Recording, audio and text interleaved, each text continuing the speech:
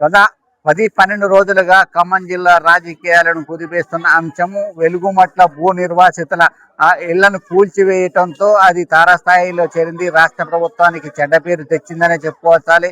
ఎందుకంటే 3 మంత్రులున్న జిల్లాలో నిర్దాక్షిణ్యంగా అర్ధరాత్రి 3 గంటల ప్రాంతంలో 4 జిల్లాల పోలీసు బలగాలతో ఇళ్లు కూల్చివేయటంతో రాష్ట్ర వ్యాప్తంగా అన్ని రాజకీయ పార్టీలు ప్రతిస్పందన చూపించాయి.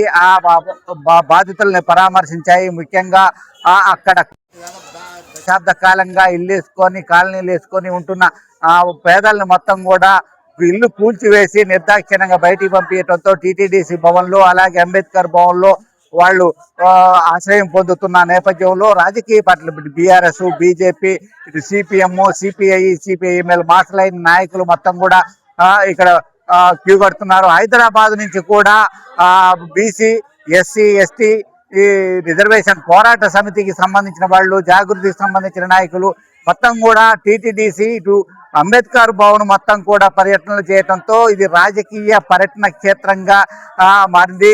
ఈ నేపథ్యంలో రాష్ట్ర ప్రభుత్వం ఏమనుకుంటుంది అనేది రేపు మార్చి 15 వరకు పట్టాలు ఇస్తామని చెప్పని రెవెన్యూ మంత్రి పొంగులేటి శ్రీనివాసరెడ్డి చెప్పారు. కానీ బాధితులు అక్కడే మాకు ఇవ్వాలి, ఎందుకంటే 2014లో గోదాన భూముల్లో పట్టాలు ఇచ్చారు. అక్కడ మేము దశాబ్ద కాలంగా ఉన్న నేపథ్యంలో అకస్మాత్తుగా కూలివేసి మమ్మల్ని రోడ్డున పడేసేలా చేశారు ప్రభుత్వ పెద్దల కోసం, పెద్దలు కట్టుకునే గద్దెల కోసం మా చిన్న ఇళ్లు కూల్చివేస్తారని చెప్పని పూర్తిగా టీటీడీసీ భవన్లో, అంబేద్కర్ భవన్లో తిష్టివేసి నిరసన కార్యక్రమాలు చేపడుతున్న నేపథ్యం కనిపిస్తుంది. ఈరోజు జాగృతి అధ్యక్షురాలు Kalvakuntla Kavitha, Osmania SC, ST, BC, JAC నాయకుడు విశారదన్, అలాగే ఇంతకు ముందు తిన్మార్ మల్లన్న, మరోవైపు ఎమ్మెల్సీ కోదండరాము, బీజేపీ రాష్ట్ర అధ్యక్షుడు రామచంద్రరావు, బీఆర్ఎస్ పార్టీకి సంబంధించిన అగ్రనాయకుడు కేటీఆర్, అలాగే మాజీ మంత్రి పువ్వాడ అజయ్ కుమారు, అలాగే సిపిఐ ఎమ్మెల్యే, ఇటు సిపిఎం, సిపిఐ నాయకులు కూడా ఈ ప్రాంతాన్ని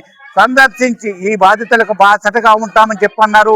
రాష్ట్ర ప్రభుత్వం ఏమో 15వ తారీఖు ఇళ్ల స్థలాలు ఇస్తాము, ఇందిరమ్మ ఇల్లు ఇస్తామంటుంది. కానీ వీళ్ళు వచ్చే రాజకీయ పార్టీల నేతలు ఎక్కడైతే కూలగొట్టారో అక్కడే ఇల్లు ఇవ్వాలని చెప్పి డిమాండ్ వస్తుంది. నేపథ్యంలో రాష్ట్ర ప్రభుత్వం ఏం చేయబోతుంది అనేది విస్పష్టంగా తెలియపడంతో ఈ అంబేద్కర్ భవనం, ఇటు టీటీడీసీ భవనం రాజకీయ పర్యాటక కేంద్రంగా మారుతుంది. What to you?